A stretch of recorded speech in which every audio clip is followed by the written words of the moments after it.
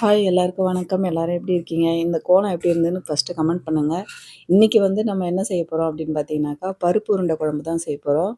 இந்த பருப்பு உருண்டை குழம்பு வந்துட்டு கரையாம நல்லா சாஃப்ட்டா செய்யணும்னா எப்படி செய்யலாம்னு சொல்லிட்டு பார்க்கலாம் வாங்க. இதுக்கு வந்துட்டு நம்ம இப்போ 1 டம்ளர் அளவுக்கு கடலை பருப்பு எடுத்திருக்கோம். இது வந்து அளவு பார்த்தீங்கன்னாக்கா 200 கிராம் இருக்கும்.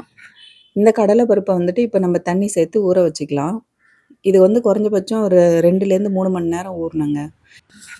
இப்போ இந்த குழம்புக்கு தேவையான அளவுக்கு நம்ம புளியை கொஞ்சம் எடுத்து ஊற வச்சிடலாம். நல்லா தண்ணி சேர்த்து ஊற வச்சுருங்க. இப்போ வந்து கடலைப்பருப்பு நம்ம ஊற வச்சது வந்துட்டு இப்போ ஒரு 3 மணி நேரம் ஆயிடுச்சு. இதை வந்துட்டு நான் 2, 3 தண்ணி சேர்த்து நல்லா கழுவிட்டு எடுத்துகிட்டு வந்திருக்கிறேன். இப்போ இதை நம்ம வந்து கொஞ்சம் கொஞ்சமாக மிக்ஸி ஜாரில் சேர்த்து அரைச்சி எடுத்துக்கலாம். இது கூட என்ன சேர்த்து அரைக்க போகிறோம் அப்படின்னாக்கா, நம்ம வந்து 2 பச்சை மிளகாய் எடுத்திருக்கோம். கொஞ்சமாக ஒரு துண்டு அளவுக்கு இஞ்சி எடுத்திருக்கிறோம். கொஞ்சம் பெருஞ்சீரகம் எடுத்திருக்கோம். பச்சை மிளகாய்க்கு பதிலா நீங்கள் காஞ்ச மிளகாய் கூட சேர்த்துக்கலாம். இல்லாட்டி காரமே சேர்க்காம கூட செய்யலாம். ஏன்னா நம்ம குழம்புல தான் சேர்க்க போகிறோம். அதனால் காரம் வேண்டாம் அப்படின்னா காரம் சேர்க்காம செய்யுங்க. நல்லா இந்த அளவுக்கு கொரகொரப்பா அரைச்சு எடுத்துங்க. நம்ம வடைக்கு அரைக்கிற அதே மெத்தட் தான். சப்போஸ் உங்களுக்கு வடைக்கு அரைச்சது மீந்துருச்சு அப்படின்னா கூட நீங்கள் இந்த மாதிரி குழம்பு செய்யலாம். சூப்பராக இருக்கும். உப்பு மட்டும் கொஞ்சம் கம்மியா இருக்கணும். அவ்வளோதான், வேற ஒண்ணும் இல்ல. இப்ப நம்ம வந்துட்டு இந்த அரைச்ச கடலப்பருப்போட ஒரு பெரிய வெங்காயத்த நல்லா பொடியா கட் பண்ணிட்டு சேர்த்துருக்குறோம். கொஞ்சம் கொத்தமல்லி தழைய நல்லா பொடியா கட் பண்ணிட்டு சேர்த்துருக்குறோம். தேவையான அளவுக்கு சால்ட், அதாவது கொஞ்சமா சால்ட் சேர்த்தா போதும். இதுக்கு வந்து சால்ட் அதிகமா சேர்க்கணும்னு அவசியம் இல்ல. கருவேப்பில நம்ம குழம்புல சேர்க்கறதுனால இதில கருவேப்பிலலாம் எதுவும் சேர்க்க தேவையில்ல.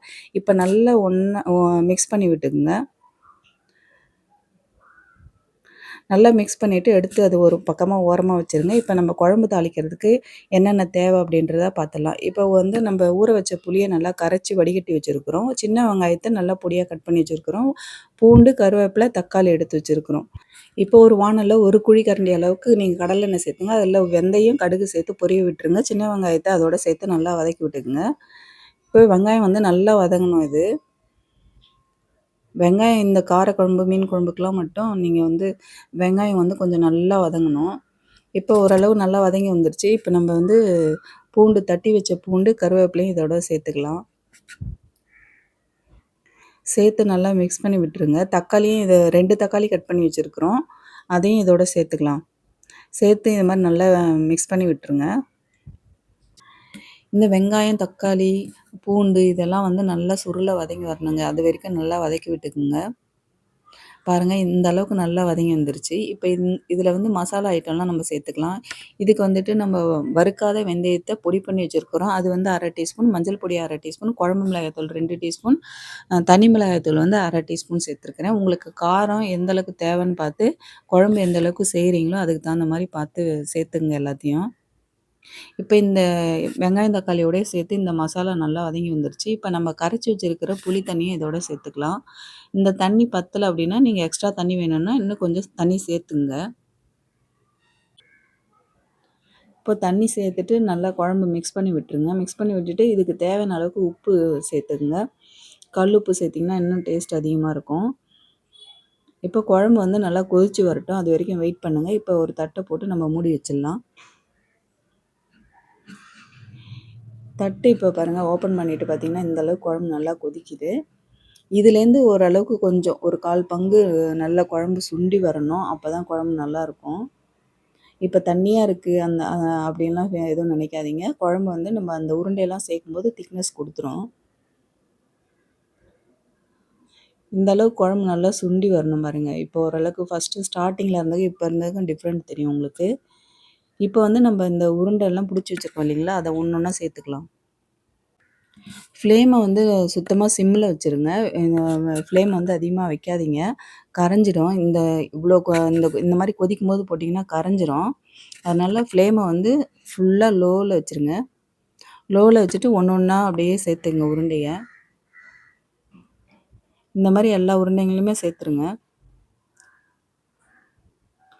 சேர்த்துட்டு இப்போ வந்துட்டு ஃபுல்லாக சிம்மிலே அப்படியே இருக்கட்டுங்க. ஒரு 5லேருந்து 6, 7 நிமிஷம் அப்படியே சிம்மிலே இருக்கட்டும்.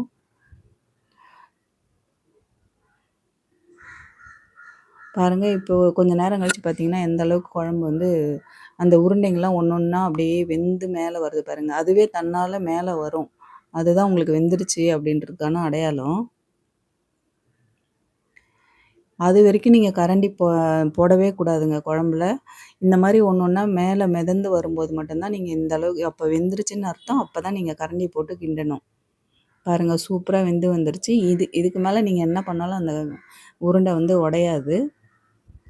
இந்த அளவுக்கு நல்லா திரும்பவும் 1 நிமிஷம் ஹைல வச்சுருங்க. ஹைல வச்சு ஏன்னா இவ்வளோ நேரம் சிம்ல இருந்தது. இப்போ 1 நிமிஷம் ஹைல வச்சுட்டு, திரும்பவும் அப்படியே சிம்ல வச்சுட்டு ஸ்டவ் ஆஃப் பண்ணிடுங்க. அவ்வளோதாங்க குழம்பு ரெடி ஆயிடுச்சு.